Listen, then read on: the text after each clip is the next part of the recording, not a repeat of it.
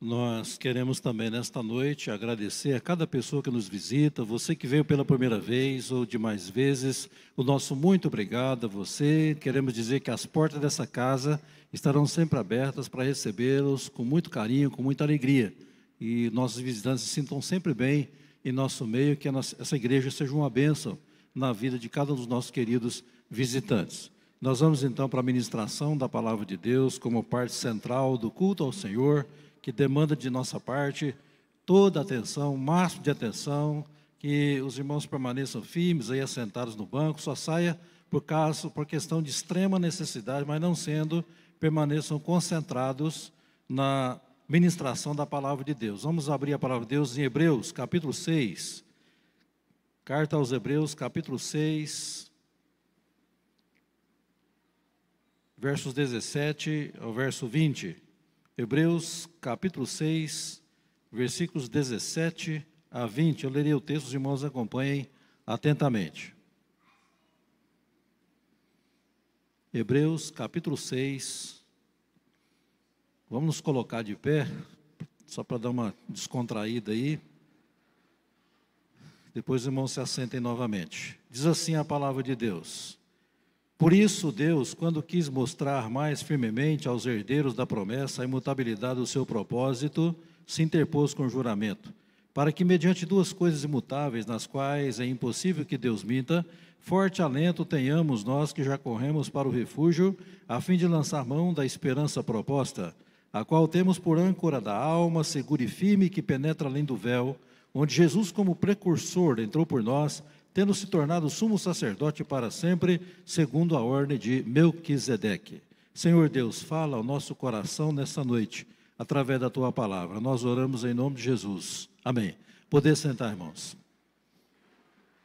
Ontem, dia 27 de janeiro de 2024, o maior navio do mundo, o Ícone dos Mares, ele iniciou a sua primeira viagem. Ele partiu de Miami, lá na Flórida, nos Estados Unidos, para uma viagem de 7 dias pelo Caribe. Acontece que o Ícone dos Mares, ele é 5 vezes maior do que o Titanic, que afundou nas águas do Atlântico já há 112 anos. Para os irmãos terem uma ideia, talvez você já pesquisou isso lá na internet, o Ícone dos Mares, ele mede 365 metros de comprimento, 65 metros de largura, 48 metros de altura, 20 decks ou 20 andares, 2.805 cabines, a capacidade para 9.950 pessoas, 7.600 passageiros, mais 2.350 tripulantes.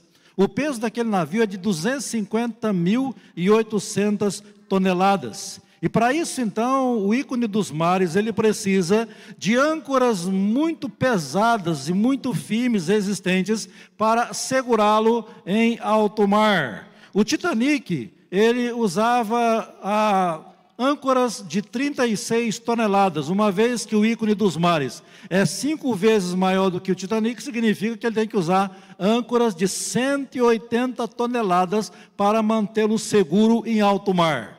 O versículo 19 desse texto, da carta que é aos Hebreus, nós vemos aqui que é a 5ª e última vez que aparece a palavra âncora aqui na palavra de Deus, porque na Atos capítulo 27, aparece mais 4 vezes a palavra âncora como instrumento de sustentação de uma embarcação em alto mar, como aconteceu com o apóstolo Paulo na sua 4ª e última viagem de navio, quando ele foi levado preso para Roma.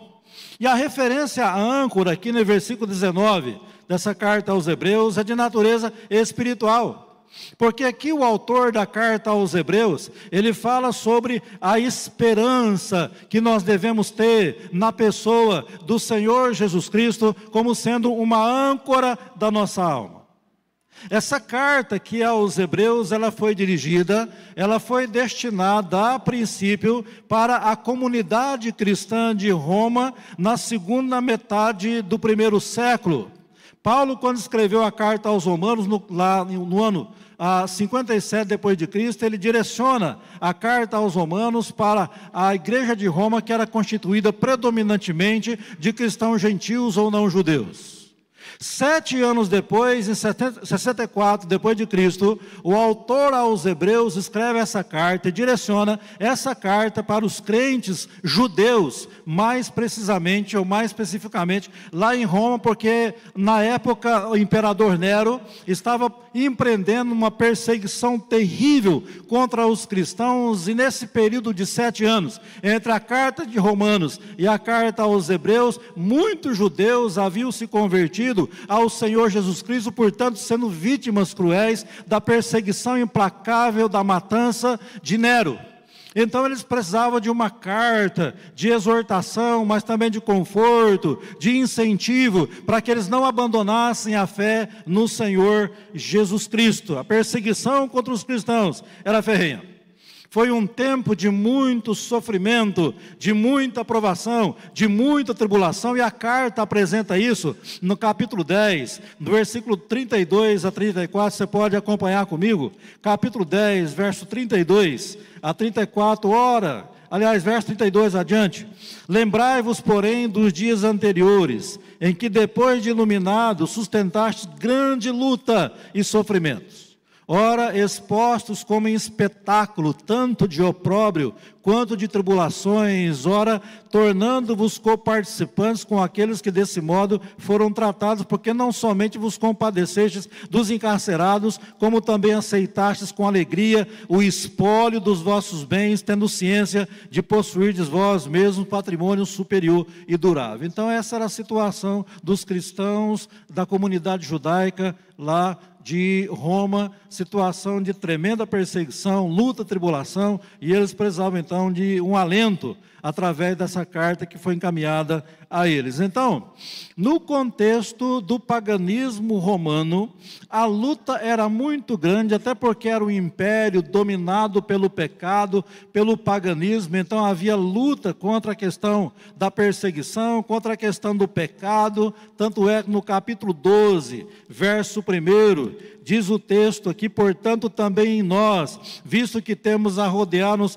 tão grande nuvem de testemunhas, desembaraçando-nos de todo o peso e do pecado que tenazmente nos assedia, corramos com perseverança a carreira que nos está proposta. O versículo 4 diz: ora, na vossa luta contra o pecado, ainda não tendes resistido até o fim. Então a luta daqueles irmãos era grande, contra um império tremendamente envolvido, profundamente envolvido no pecado, e que dificultava inclusive o processo de santificação na vida daqueles crentes. Tanto é que no capítulo 12, verso 14, a exortação do autor da carta dizendo: seguir a paz com todos e a santificação, sem a qual ninguém verá o Senhor.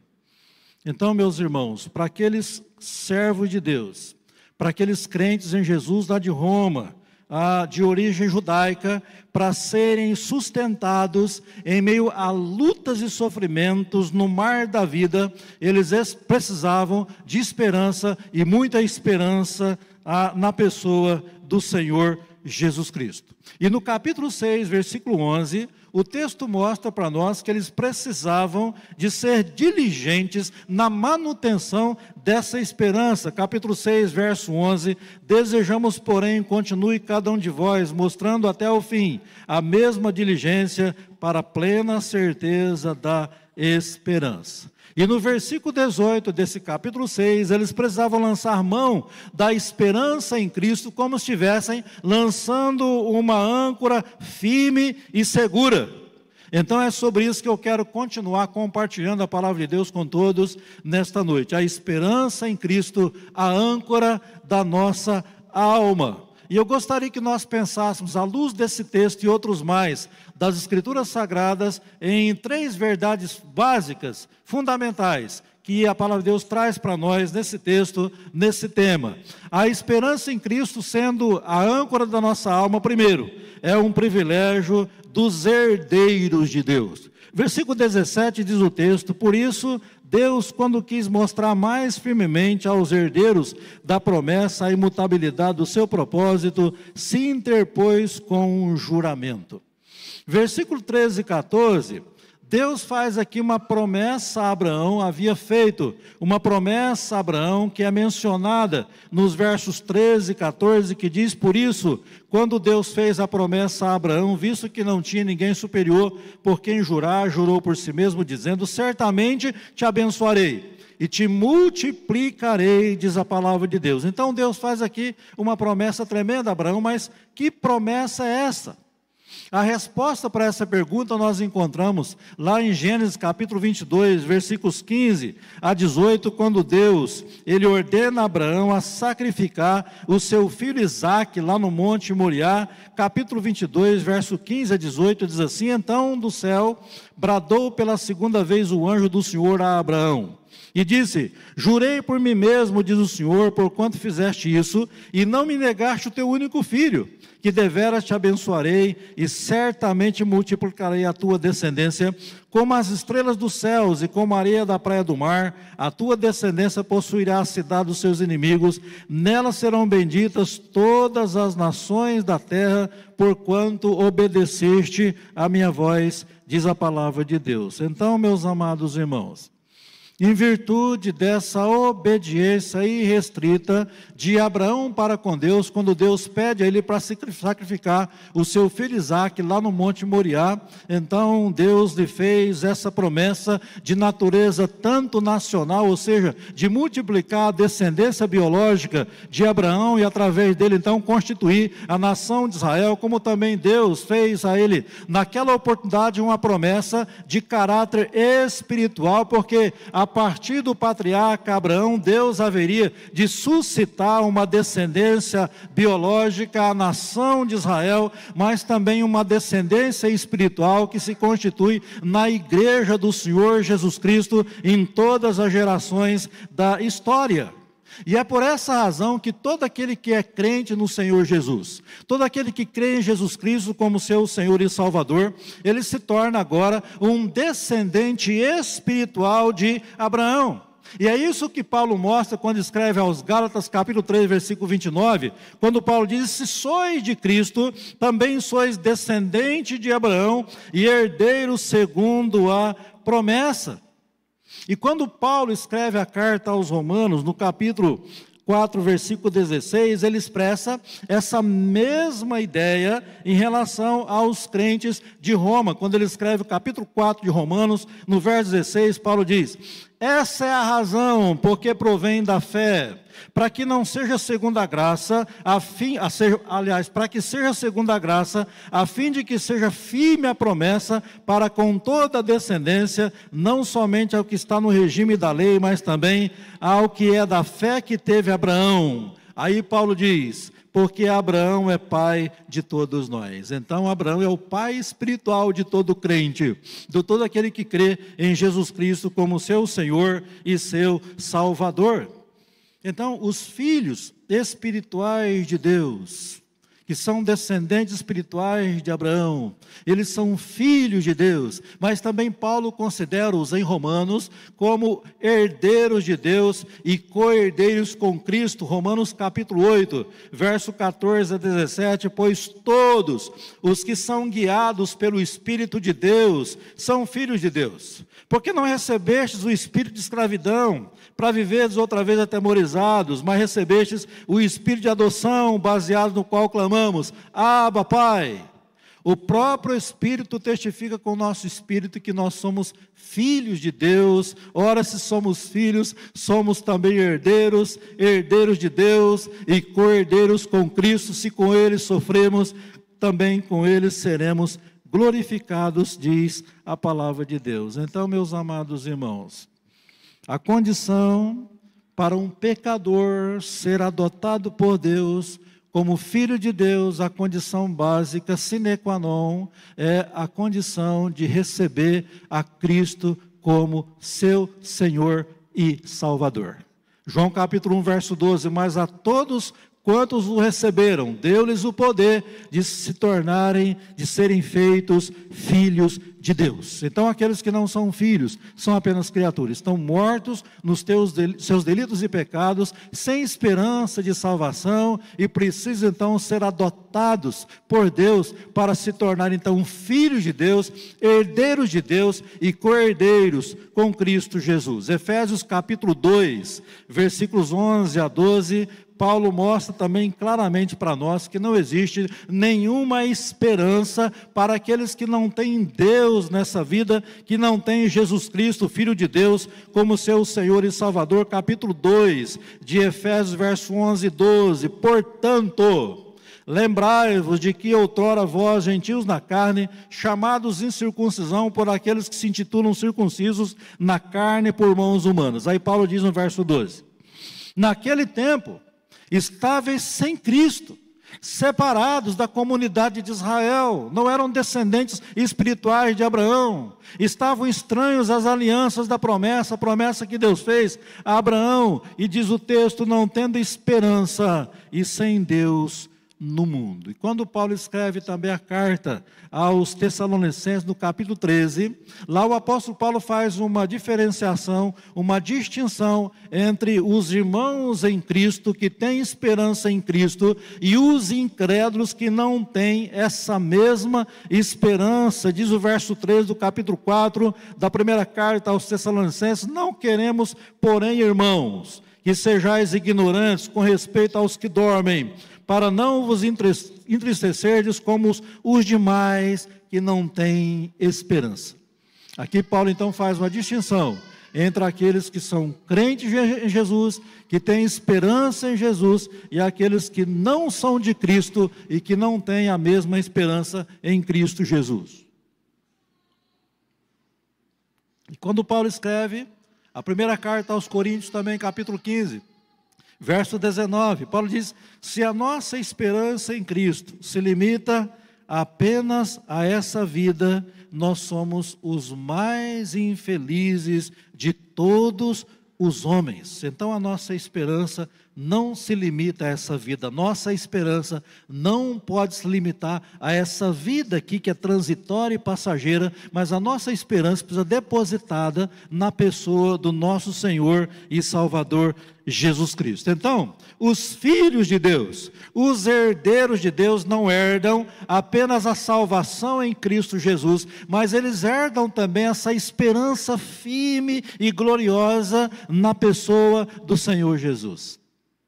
1 Pedro capítulo 1, verso 3, quando Pedro escreve a sua primeira carta, ele diz: bendito Deus e Pai de nosso Senhor Jesus Cristo, que segundo a sua misericórdia nos regenerou para uma viva esperança mediante a ressurreição de Jesus Cristo dentre os mortos. Então, meus amados irmãos, a nossa esperança em Cristo, ela é âncora da nossa alma, mas é um privilégio daqueles que são herdeiros de Deus, daqueles que são filhos de Deus e herdeiros de Deus. Mas em segundo plano, essa esperança em Cristo como âncora da nossa alma, ela é firmada na imutabilidade de Deus. Verso 3, aliás, verso 17 e 18, aqui de Hebreus capítulo 6, diz o texto: por isso mesmo, quando Deus quis mostrar mais firmemente aos herdeiros da promessa a imutabilidade do seu propósito, se interpôs com juramento, para que mediante duas coisas imutáveis, nas quais é impossível que Deus minta, forte alento tenhamos nós que já corremos para o refúgio, a fim de lançar mão da esperança proposta. Um filósofo grego chamado Epicuro, lá no 4º século antes de Cristo, ele diz uma frase muito interessante: os grandes navegadores devem sua reputação aos temporais e tempestades. Os grandes navegadores devem sua reputação aos temporais e tempestades, significando que os bons navegadores, eles dominam bem as suas embarcações nas mudanças de comportamento da natureza. A calma e a tranquilidade do mar, das águas do mar, de repente dá lugar aos fortes vendavais, aos fortes ventos e tempestades, e por isso então os navegadores precisam ter muita perícia, muita competência para segurar as embarcações em alto mar, em meio às intempéries, às tempestades que sobrevêm de repente.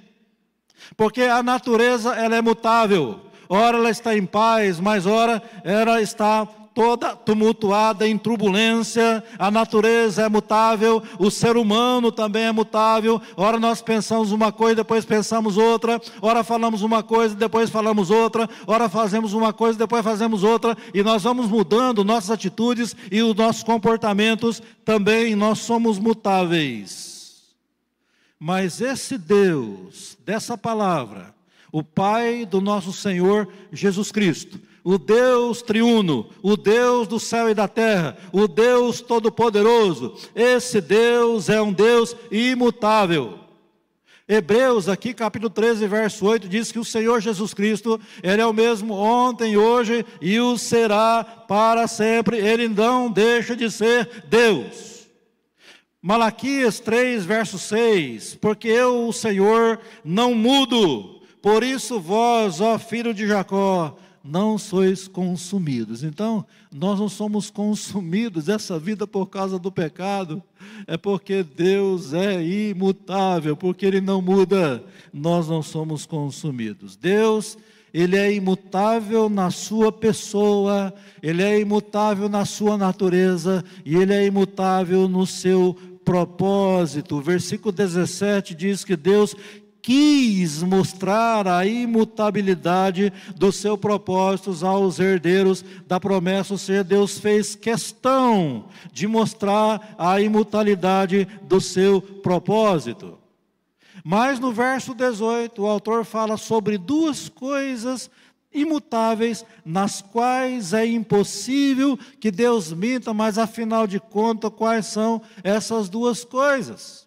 Segundo o comentarista Donald Guthrie, ele diz: a natureza de Deus e o juramento de Deus são essas duas coisas imutáveis que o texto apresenta para nós. Quando Deus quis mostrar mais firmemente a imutabilidade do seu propósito, diz o texto que Ele se interpôs com o juramento, ou seja, Ele se colocou entre nós e Ele próprio, entre os herdeiros de Deus e Ele próprio, Ele se interpôs com juramento.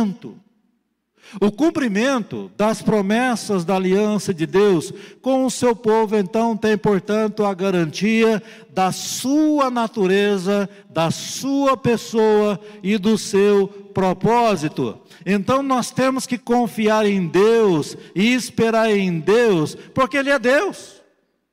Não há necessidade de alguma explicação teológica, filosófica, não há nenhuma outra receita especial, mas nós devemos confiar sempre em Deus e esperar em Deus, porque Ele é Deus. Não tem outra explicação. Deus é fiel, é imutável, e nós precisamos confiar e esperar sempre nele, porque Ele é imutável, Ele não muda na sua natureza, na sua pessoa, no seu propósito, nas promessas que Ele fez para nós, na sua palavra.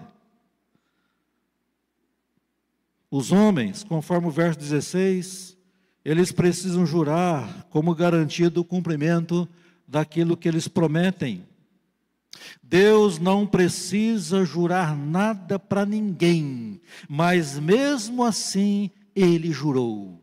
Aí eu pergunto, como não confiar num Deus deste? Como não confiar num Deus que faz promessas para nós, e Ele jura por Ele mesmo cumprir essas promessas? E esse Deus que nós estamos nos referindo a Ele nesta noite, cultuando, adorando, ouvindo a sua palavra, esse Deus imutável, Ele promete uma paz perfeita para aqueles que têm também um propósito firme nele e para com Ele. Isaías capítulo 26, verso 3 e 4. O Senhor conservará em perfeita paz aquele cujo propósito é firme, porque ele confia em ti, e confiai no Senhor perpetuamente, porque o Senhor Deus é uma rocha eterna.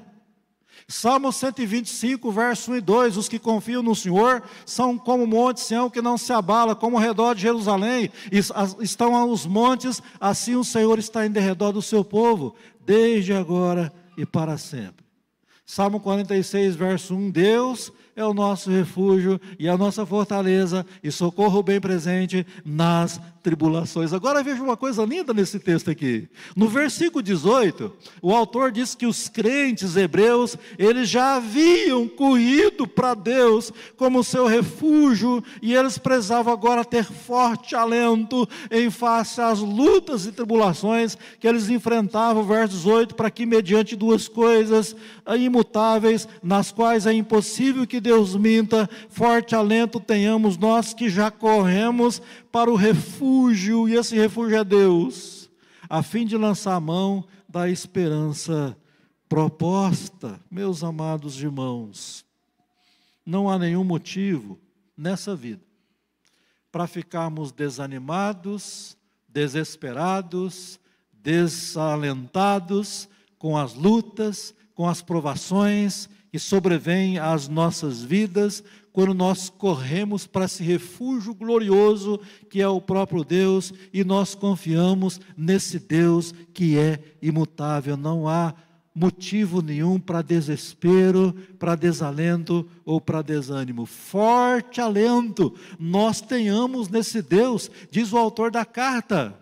João 14, 27, Jesus diz, deixo-vos a paz, a minha paz eu vou lá dou, eu não vou lá dou como o mundo. Não se turbe o vosso coração, nem se atemorize, diz o Senhor Jesus. João 16, 33, Jesus também diz, no mundo passais por aflições, mas tende bom ânimo, eu venci o mundo.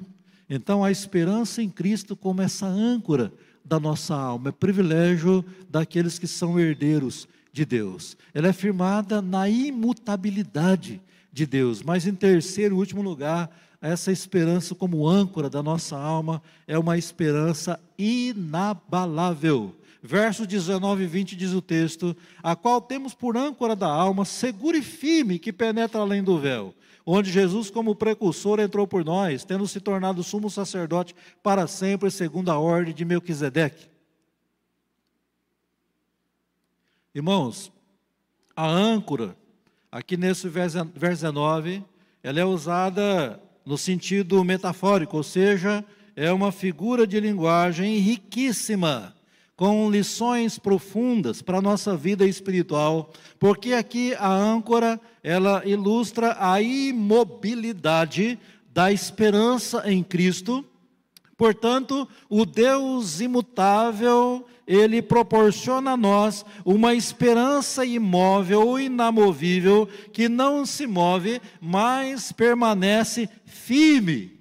O papel da âncora, o serviço da âncora, a função da âncora é permanecer fixa e imóvel no fundo do mar, segurando firme a embarcação, sejam quais forem as condições do mar. Quanto mais violenta a tempestade, tanto mais a âncora se firma onde está fincada no fundo do mar. A âncora é o único símbolo que a Bíblia usa para esperança, talvez porque não existe uma outra metáfora ou uma outra figura de linguagem mais apropriada para ilustrar a firmeza da nossa esperança em Cristo Jesus. E o comentarista Donald Guthrie diz o seguinte, que a âncora era um símbolo do cristianismo usado pelos cristãos primitivos, juntamente com o símbolo do peixe. Então usavam o símbolo do peixe, representando também a pessoa do Senhor Jesus Cristo, Filho de Deus, o nosso Senhor e Salvador, mas usava também a figura da âncora, para mostrar a importância de estarmos firmes na nossa esperança em Cristo Jesus. E aqui no verso 19, além de segura e firme, a âncora da alma, diz o texto, ela penetra até o véu, além do véu, onde Jesus, como precursor, entrou por nós, tendo se tornado sumo sacerdote para sempre, segundo a ordem de Melquisedeque. Um texto bastante conhecido, Mateus 27, 51, quando Jesus morreu na cruz, diz o texto lá, que o véu do santuário se rasgou de alto a baixo, era aquela cortina que separava o lugar mais santo do santuário, o santo dos santos, do santo lugar, onde o sumo sacerdote entrava uma vez por ano para oferecer o sacrifício para a expiação do povo, a expiação dos pecados do povo. O Senhor Jesus Cristo morreu na cruz, Ele foi sepultado, mas Ele ressuscitou ao terceiro dia, e Ele foi assunto ao céu, e hoje Ele está entronizado no trono da glória,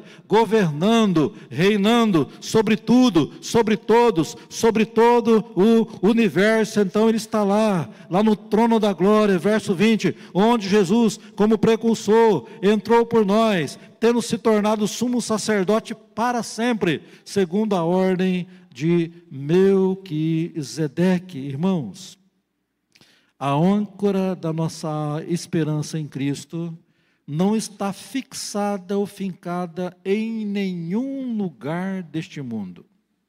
Essa âncora não está fixada na política, ela não está fixada nas autoridades, não está fixada nos governantes, não está fixada no Estado, na família, na igreja, nos poderosos deste mundo, nas instituições. Ela está fixada no céu, e é isso que torna então inabalável a nossa esperança em Cristo Jesus, porque é Ele próprio, o próprio Senhor Jesus, que mantém a nossa esperança inabalável nele.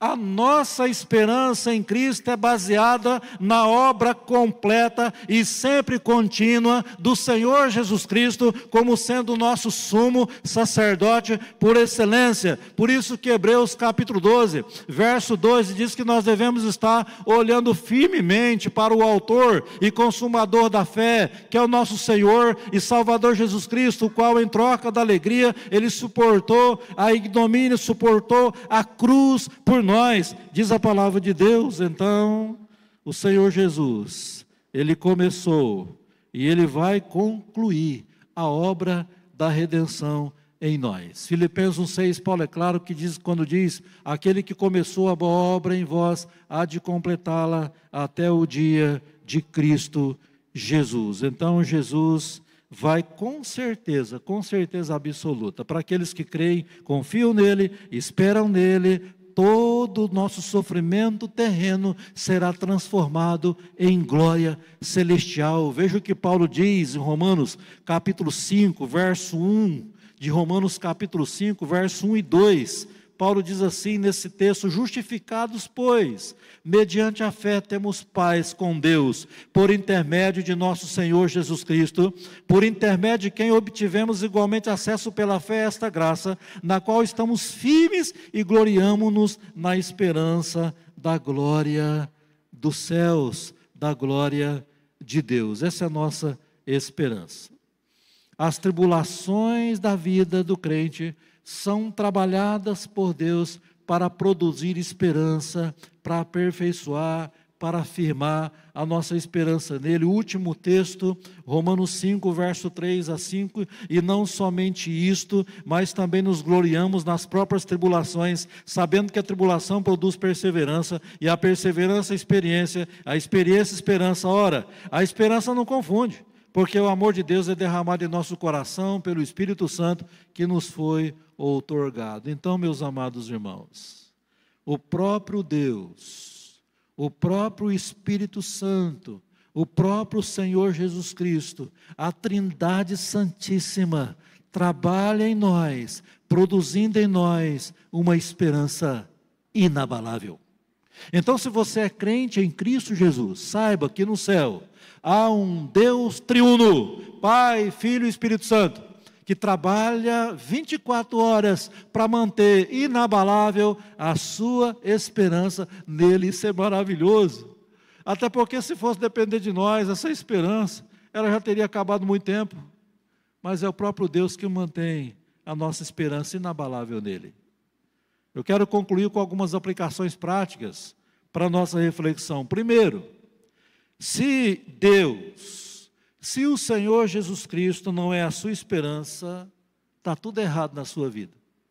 Se Jesus não é a sua esperança, se Deus não é a sua esperança, está tudo errado na sua vida. Então, que você possa fazer a mesma oração de Davi, lá no Salmo 25:5, quando Davi ora e diz o seguinte: guia-me na tua verdade, ensina-me, pois tu és o Deus da minha salvação, em quem eu espero todo dia. Então faça como Davi, deposite a sua esperança em Deus e espere nele todos os dias da sua vida. Segunda aplicação: se você já é um filho, um herdeiro de Deus, ou apenas uma criatura sem Deus, ou seja, você já é um filho de Deus, um herdeiro de Deus, ou é apenas uma criatura sem Deus e sem esperança de salvação. Se esta é a sua condição hoje, creia no Senhor Jesus. Receba Ele como seu Senhor e Salvador, para que você seja adotado agora como filho de Deus e herdeiro de Deus. Terceira aplicação: independentemente do que você pensa, do que você fala, ou que você faz em relação a Deus, Deus é sempre Deus, Deus será sempre Deus. Deus não vai mudar em virtude de você em relação a você, Deus vai permanecer o mesmo. Na verdade, quem precisa mudar, aliar, ajustar a sua vida com Deus é você mesmo, caso você não fez isso ainda. Eu quero dizer para você mais uma coisa: abandone a queda de braço com Deus, porque Deus sempre vai ganhar e você sempre vai perder. Abandone a queda de braço com Deus. Quarta e última aplicação: sua alma não precisa entrar em desespero em meio às lutas e tribulações dessa vida, do mar da vida. A sua alma não precisa sofrer as terríveis aflições de um inferno sem Deus, como diz a palavra de Deus, uma eternidade sem Deus, como diz a palavra de Deus. Deus, Ele te propõe hoje, essa noite está te propondo, uma esperança inabalável, uma esperança ancorada não na terra, mas uma esperança ancorada no céu, no trono da glória celestial. Então faça da esperança em Cristo a âncora firme e segura da sua vida. Concluindo então, meus amados irmãos, a esperança em Cristo, a âncora da nossa, a âncora da nossa alma. Primeiro, é um privilégio àqueles que são herdeiros de Deus, filhos de Deus e herdeiros de Deus. Em segundo lugar, essa esperança como âncora da alma é firmada na imutabilidade de Deus. E em terceiro e último lugar, essa esperança como âncora da alma é uma esperança inabalável. E eu quero dizer para você, concluindo essa mensagem, a melhor viagem que nós fazemos nessa vida não é num navio de cruzeiro, por maior que ele seja, por mais suntuoso, glamuroso, não é esta a melhor viagem que nós fazemos. A melhor viagem que fazemos nessa vida aqui é viajar cada dia com o Senhor Jesus Cristo para a glória celestial. Que Ele nos abençoe. Amém? Vamos